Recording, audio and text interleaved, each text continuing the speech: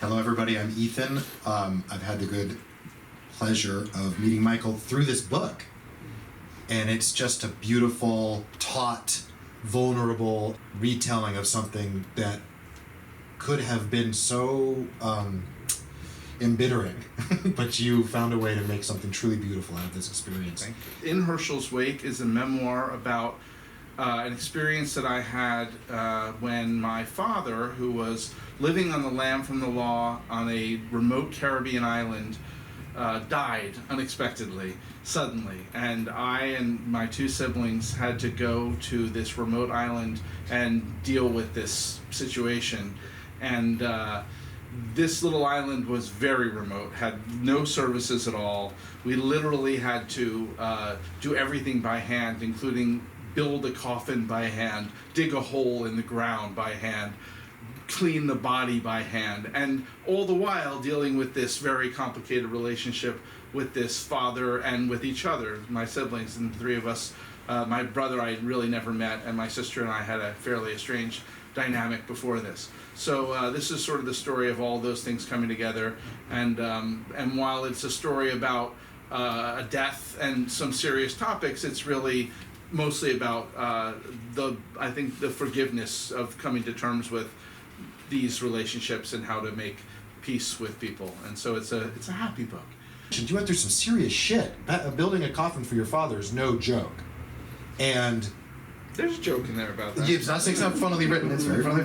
But, I know the experience of going through something really profound and then trying to make art out of it. The way we communicate important ideas in the world is through story. Teaching about bravery or love or forgiveness is not something that you can just tell somebody. You have to forgive somebody or you're going to suffer your whole fucking life. Story needs the real emotion, and it needs to be moderated in a way so that the reader can read it without being overwhelmed. And finding that balance requires skill and requires some magic, some patience, some tolerance, some ability to let it be and let it manage itself, let the story come out on its own. Well, thank you for that. And I think in this case, that magic comes in your love of your dad.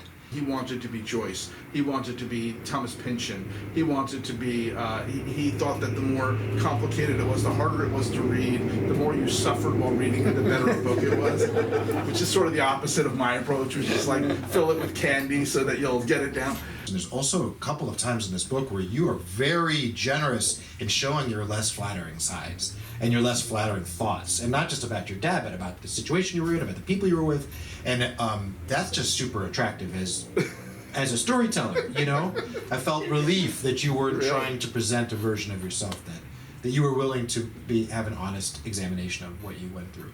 Sharing the story, making it public in this way, is for me an effort to use that experience to help others to give an example of how that forgiveness can be so enlivening and helpful. And it's a self-help book, really. See, if you just read it, it's step-by-step instructions on how to forgive your asshole father. I think there is a way in which forgiveness enables recovery, but you have to be recovered a certain amount to be able to forgive. It's a catch-22. They sort of work in this, it's a circular effort.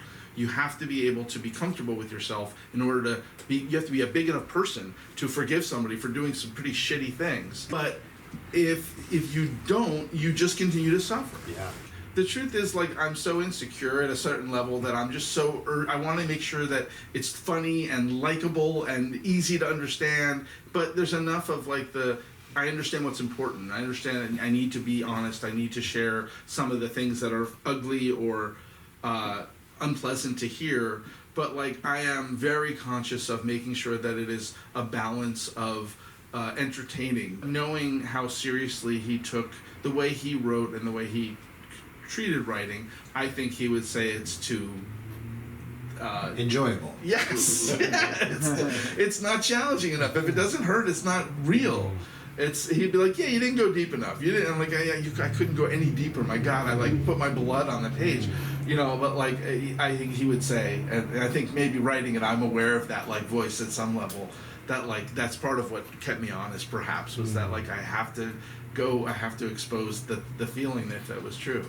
That's the first time I've heard you essentially suggest that you had him over your shoulder as you were writing, and that he was pushing you to places that maybe you weren't all initially comfortable to go. And I think that's gorgeous, and it's part of what makes it such a beautiful book to read.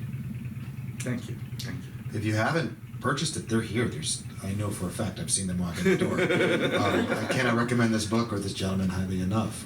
Nice to be here. Nice to meet you all.